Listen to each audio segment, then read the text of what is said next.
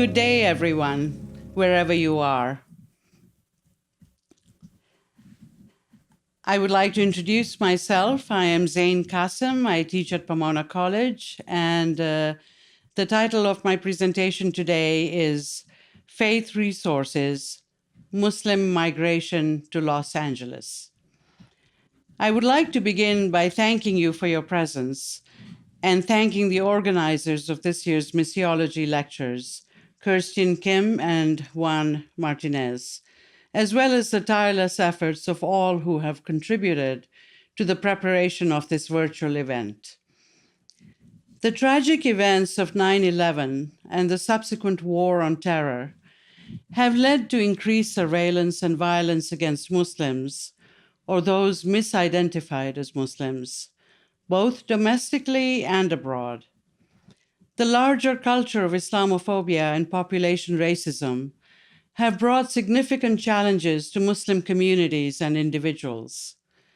In addition to ongoing deportations, since the inception of the Trump administration, the acceptance rates for Muslim refugees and migrants has diminished against the guise of national security. In my talk today, I want to suggest that Muslim migration to the greater Los Angeles area has coalesced into building strong civic and religious institutions that have strengthened interfaith connections and worked in a reciprocal manner to make Muslims appreciative of Christian and Jewish organizations and churches and synagogues. All of these are also themselves more aware of the challenges facing their Muslim neighbors.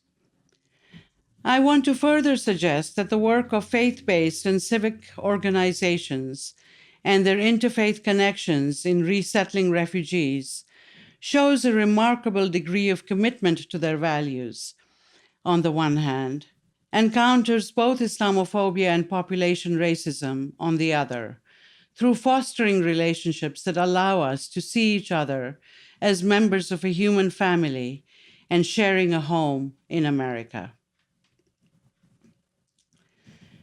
Today, I want to consider migration issues as a lens through which to consider how the racial logics at work in U.S. culture and governance internally towards its African American population has been linked to the racialization of Muslims as a population embodying an ever-present risk and threat of terrorism.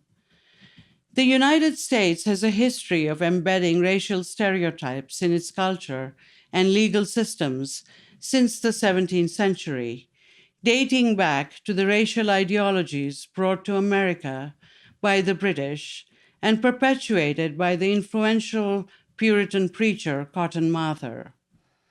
He echoed the French physician François Bernier's classification of all human beings into 4 races, the first being the Europeans, who were the original humans, followed by the Africans, the East Asians, and then, surprisingly, the Lapps of Finland. As noted by Ibrahim Kendi, the notion of Europeans, save the Lapps, as being the first race was part of Western thought from almost the beginning of racist ideas. In advancing white originality and normality, Bernier positioned the first race as the yardstick against which the others are measured. Mather advanced 2 notions. One, that social hierarchies had been put into place by God. And 2, that the souls of enslaved Africans were as white and good as those of other nations. Mather's notion that enslavement and Christianization would enable Black people to assimilate to whiteness did not prevail, however. Although slavery was legally terminated by the Civil War, 1861 to 1865, the Ku Klux Klan, founded immediately thereafter, targeted Blacks before it was disbanded in 1870, and then targeted African Americans, immigrants, Jews, and Catholics when it was reconstituted in 1915. The current iteration of the KKK emerged in 1954 and is instrumental in shaping the contemporary white supremacist movements in the United States. This preamble is by way of illustrating the racist ideologies and the notion that whites, as superior to others, has been woven into the fabric of American politics since its inception. The embrace of Islam in various iterations by African Americans in the earlier part of the 20th century was, as argued by Sherman Jackson, that the alternative modalities of American Blackness were at once functionally pragmatic and virulently anti-assimilationist. This was an alternative modality of American Blackness that not only rejected the inherent superiority of whiteness, but also highlighted and took aim against the most egregious pathologies and dysfunctionalities of the urban ghetto. Yet this new way of being Black enjoyed the advantage of being both perceived of and embraced as an act of protest. End quote. Consider that in 1974, African Americans constituted the majority of Muslims in America, a figure that has now been reduced to about a fifth through increased overseas migration to the United States. In the sensational 5-part CBS News documentary titled The Hate That Hate Produced, Mike Wallace developed in collaboration with the Black American journalist Louis Lomax, and which aired in 1959, Mike Wallace observed, "These homegrown Negro Muslims are the most powerful of the Black supremacist groups. Their doctrine is being taught in 50 cities across the nation, where Muslim children are taught to hate the white man." In an era of civil rights activism, what is significant about this documentary is that it connects Islam to the efforts of Muslim Black civil rights activists, who, unlike their Black Christian counterparts, were considered violent and anti-assimilationist.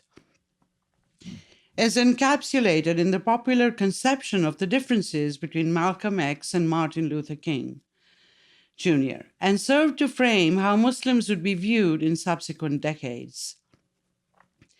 As John Malik observes, in the documentary, Wallace conveyed many of the logics and narratives that would come to influence the racialization of Muslims in the United States in the ensuing decades. The notions that Islamic ideologies were nefariously and covertly spreading across the country.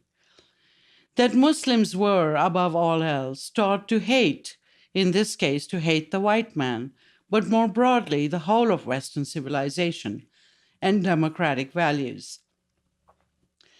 That Muslim women in headscarves represented a threat to American values, and that to be Muslim meant to withdraw from the life of the community, to exist in a hateful and cloistered world that signified a rejection of civil society. What has been termed the racialization of Muslims proceeded apace after 9/11 and the declaration of the War on Terror.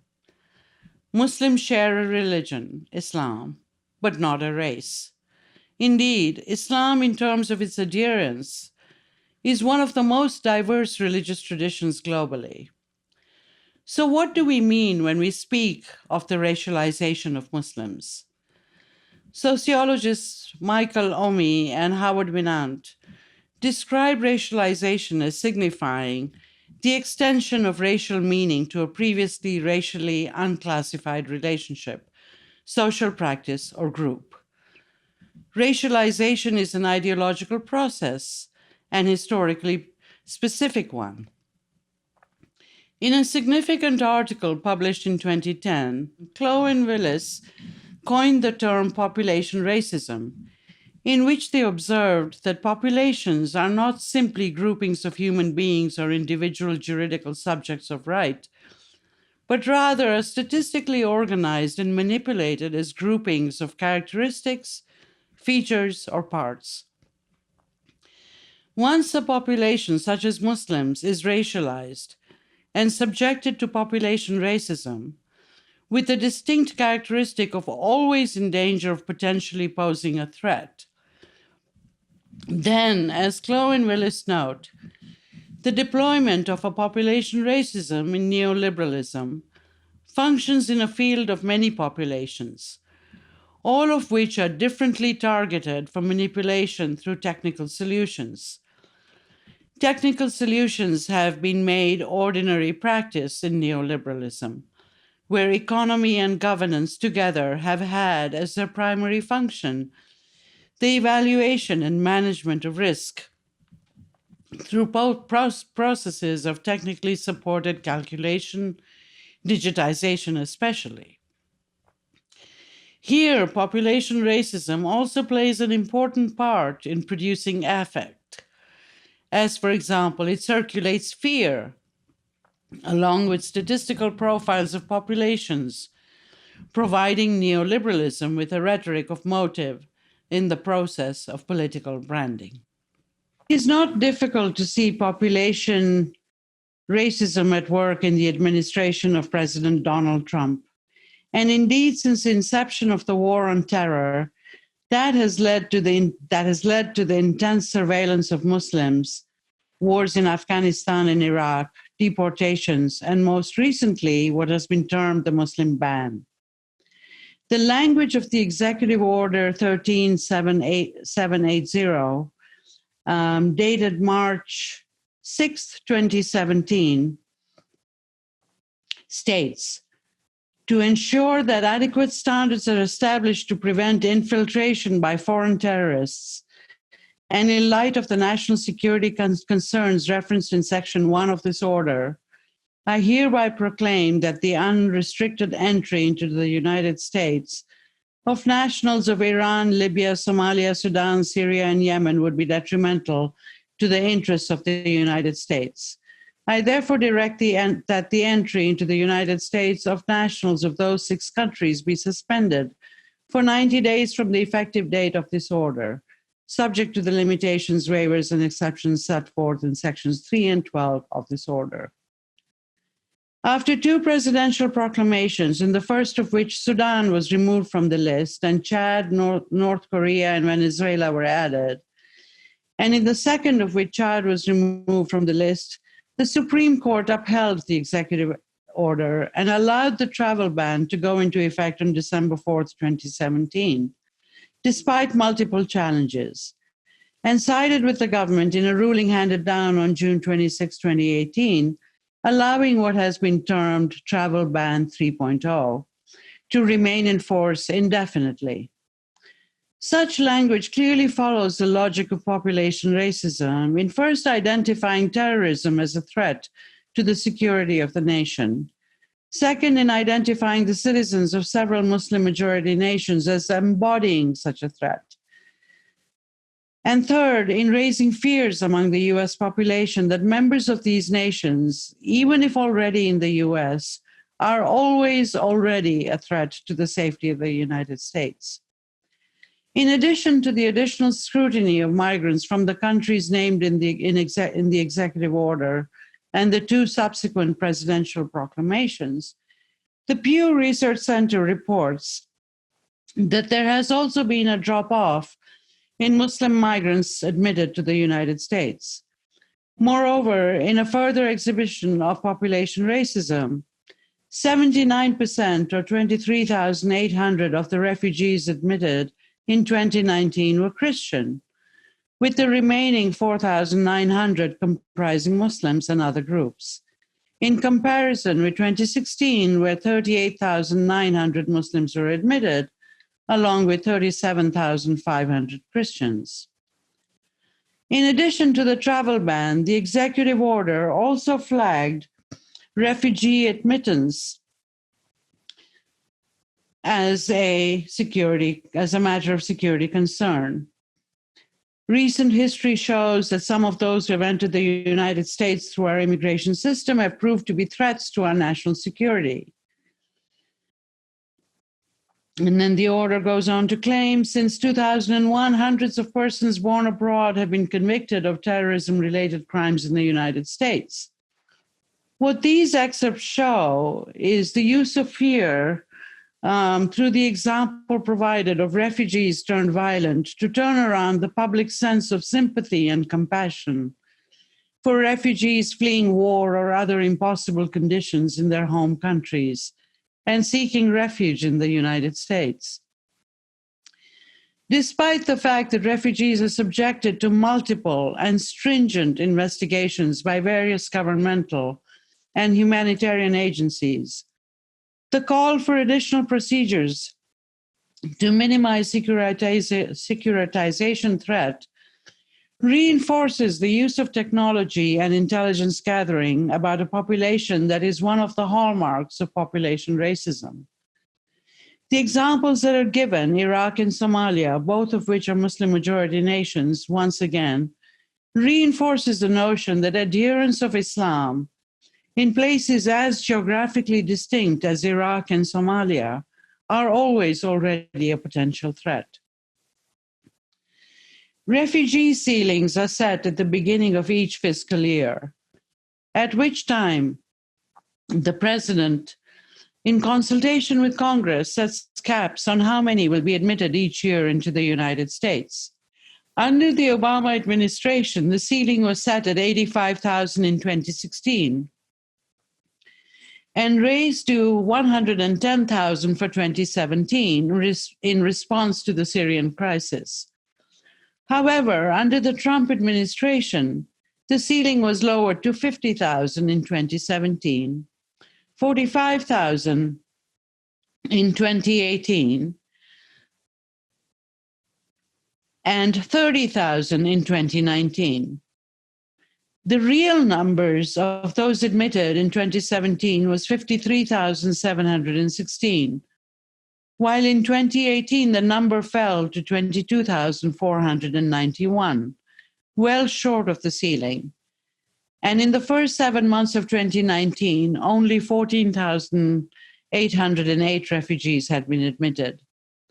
The ceiling set for 2020 was 18,000, even as the number of refugees in the world is the highest it has been since the Second World War.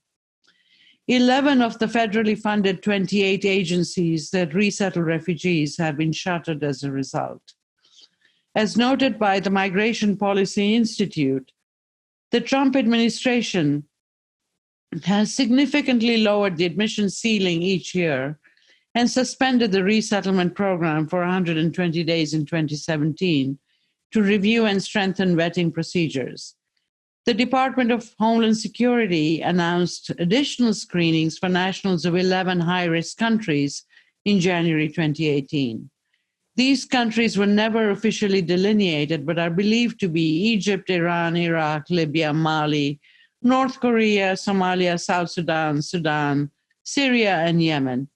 Refugee admissions from these countries fell from 43% of all refugee resettlement in the fiscal year 2017 to 3% in the fiscal year 2018.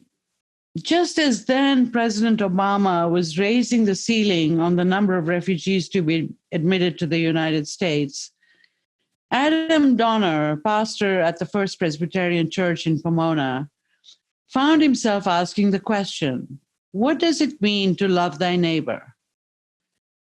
The context for this question was the Syrian humanitarian and refugee crisis, in which over half of Syria's pre-war population of 11 million people had been forcibly dislocated or killed, making it the worst humanitarian crisis of the century. The Migration Policy Center of the European Institute in Italy notes that perhaps 250,000 have been killed, 7.6 million have been internally displaced, and an estimated 5.6 million have left the country. From conversations with Hugh Wire at Pilgrim Place, which is an intentional retirement community in Claremont, devoted to working for social justice. And with support from Pomona Hope, a church based organization that attends to the needs of the communities in Pomona, contact was made with the Refugee Resettlement Agency in Los Angeles named IRIS, the Interfaith Refugee and Immigration Service of the Episcopal Diocese of Los Angeles. They also contacted the Islamic Center of Claremont, which had already been working with 16 some Syrian and Iraqi refugee families there. Before long, Iris told them about another family about to arrive from a refugee camp early to mid-August. And a group of volunteers who later came to be known as Refugee Resettlement Team 1, or RR1, showed up with placards of welcome to Los Angeles International Airport on August 10th, 2016, to welcome a Syrian couple and their 4 children. Many are the hours of work that various people put into effect in helping them settle into a country foreign to these new arrivals, for they neither spoke the language nor knew how to open a bank account, get their children into school, figure out how to set up utilities, find a place to stay, get social insurance numbers. Volunteers associated with the faith and civic organizations in the area worked to get the children admitted to school, drove them to school, helped the family to get social security numbers, find an apartment, set up utilities, keep track of the many health requirements and doctor and dentist appointments. And others spent time teaching them English and driving them to ESL classes at nearby community colleges. Others worked with donors to get them a car and to find jobs for them. And students from the Claremont colleges formed a refugee assistance network and offered English language learning support at the local mosque, as well as help with homework, grammar, speaking, reading, and writing English, despite their own heavy workloads. They held hot chocolate and baked goods sales on campus to raise funds for the families already here. Behind all of these people are countless others who do things large and small. Meanwhile, the Claremont and Presbyterian Church is decided the Claremont and Pomona Presbyterian Church has decided jointly to host a well-attended concert in the fall of 2018 to raise funds for ongoing needs. Given that governmental refugee assistance, whether at the state or the federal level, only lasts from 3 months to a year, with some programs providing food stamps for a period of time. While we note, of course, that in California, rents are much higher on average than they are in the rest of the country, barring New York. So from that concert and other outreach events held by RR1, RR2, Refugee Resettlement Team 2, was formed by people, some churched, some synagogued, others not, and RR2 gave rise to 2 different groups. The Newcomers Access Center, which opened its doors on March 30th, 2019. Its mission is to help refugee and immigrant families connect with appropriate services and resources in order to aid them to become self-sufficient and integrate meaningfully into the larger society. And Claremont Canopy was the second organization that came out of these efforts, whose mission is to serve as an ally and advocate to newly arrived refugees, empowering them to thrive in their new community. It currently serves approximately 40 to 60 families. Both have boards of directors and are 501c3 nonprofit corporations. Temple Beth Israel in Pomona, a local synagogue, found others in need and contributes to meeting the material and financial needs of the newly arrived. The list is long: learning a new language, finding housing and employment and transport and schooling, having the money to pay for utilities, household goods, personal needs, and food, and perhaps central to all these endeavors, finding and making new friends as well. How have local efforts attended in some small but significant manner to healing the fractures relating to migrant issues that we see in America today? As suggested above, white supremacy, racism, Islamophobia, population racism, and the post 9/11 climate of fear and threat have combined not only in bringing the current administration to power, one could argue, but also in positioning migrants and refugees as threats to a state that has, in its rhetoric, if not in its policies, attempted to whiten America. In polling some of the key activists in Claremont, concerns about the current climate are evident. One of the people working with the Newcomers Access Center when reflecting on the current climate writes, I worry about how this situation affects new immigrants, refugees, and asylum seekers. Striking up racism, xenophobia in the United States has been done many times throughout our history. It is evil, wrong, and hurtful to all, in that it creates division between people and weakens our society. This is one of those times in our history. We can work and pray for a change in national leadership that will move us away from this hatred and towards healing of our nation. One of the members of RR2, when asked about her involvement, had this to say. My primary motivation regarding refugee resettlement was that I was deeply disturbed by the tone and content of the presidential campaign in the spring summer of 2016, specifically with then candidate Donald Trump. My soul ached to think that a candidate such as he could actually gain traction in this wonderful nation of ours. I was aware that I needed an antidote to the hatred, lies, bullying, willful ignorance, reprehensible character, etc., that he presented to this country. The chance to do something good, kind, and helpful for others who have suffered greatly through no fault of their own was and remains tremendously appealing. A member of Temple Beth Israel notes that our refugee families are more afraid than ever before and less willing to trust. Another held out some hope in the work that she was doing. The current political climate only makes me more committed to volunteering in support of refugees. Our country has a history of these occasional horrific spasms of intolerance, hatred, discrimination against the other, largely immigrants. While I know our history and firmly believe a time will come that we correct the worst of the present mistakes and extremism, I also know that I have to be part of the process that leads to a better place for immigrants, non-white, non-Christian people. Things won't change on their own.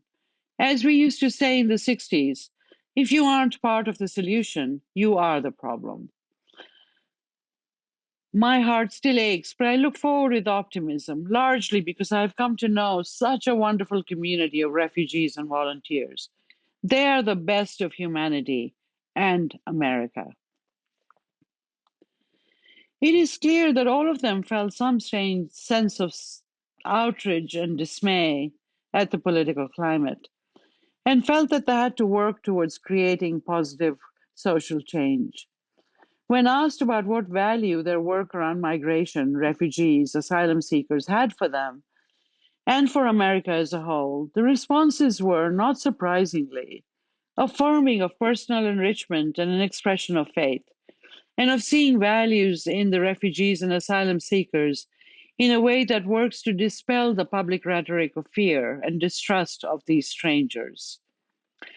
So, quoting another person, for me, this work sustains me. It provides solace to my soul in what I consider to be perilous and dark political and social times in this country. I believe that kindness and love are essential underpinnings of a strong society. The more of us who step forward to give back in whatever ways we can, the stronger American society is. From the time of de Tocqueville to today, the American spirit of commitment to the common good has been a core component of the American character. We must sustain our efforts to love kindness and to do justice with all, as taught in the book of Josiah.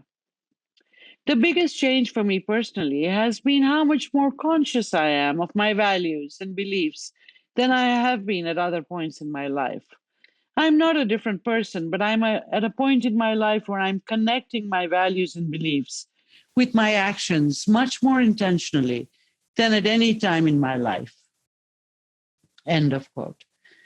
Another respondent talked about the value of diversity as strengthening the American polity, while building bridges across difference to empathize with the other. I have learned so much about so many different cultures and have received so much joy in this learning. I have become a person who is willing to accept and embrace diversity. And as a result of my friendships and working relationships with people from a wide variety of cultures, I believe that American society is as strong and vibrant as it is, primarily due to the fact that it has been built on a wide variety of cultures and peoples. I believe that anything I can do to build bridges, to help build bridges, and to break down barriers between people in my community contributes to a stronger America. This work has become a center of meaning in my life and in much of my life work.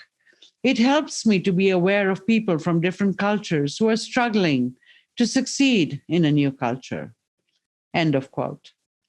What is significant about this narrative is that contact with a stranger has helped us to break down the common core of prejudice, racism, Islamophobia, white supremacy, and population racism, all of which rely on attributing a set of characteristics to what is considered the disparaged or threatening other. Rather, friendships and working relationships do much to break down stereotypes. Consider the other person as a human being with whom one can build bridges across difference and break down barriers. One reminds us that refugees and immigrants were the origin of America and make up the core of our workforce. They also add cultural diversity to our land. Rarely in the securitization pronouncements that raise our fear and distrust of migrants or refugees or asylum seekers is mention made of the economic contributions made by them, nor of how much the diverse cultures add to the fabric of American culture. And with another respondent too, we find an enlarged capacity to empathize and understand the profound challenges that newcomers face. Doing this work has allowed me to see how difficult it is to find work, learn a new language, make ends meet in an expensive state, is what one person reported. Another critical comment that was made had to do with enacting one's own personal agency with calls for collective agency in doing something rather than remaining complacent. So this person reports, in small ways, it transforms the powerlessness I feel given the climate of hate and repression, but it is woefully short of effective action. We need a mass movement out in the streets saying no. That respondent also talks about the personal and perceptual impact of the work being done. I'm always inspired by the courage of mothers separated from their kids, held in conditions that even Homeland Security called deplorable, who still hold it together for the sake of their family. Their humility always shames me, calls me to encounter the world as it is, so unlike my privileged, safe life. Thus, as the English novelist J.B. Priestley has noted, we don't live alone. We are members of one body. We are responsible for each other. This sentiment is echoed in Pastor Adam Donner's question, what does it mean to love thy neighbor? A question that sparked various members of the faith and civic communities in Claremont and Pomona to coalesce around efforts to help refugees and asylum seekers in doing what they can do to mend the fractures in American society. In coming to recognize the strangers in our midst as our neighbors, our friends, we find ourselves asking, who has enriched whom? Us and them has turned into a we. And a question that began with a thought has turned into actions too many to count and brought countless people together, while also combating prejudice and racism as we get to know one another. Thank you.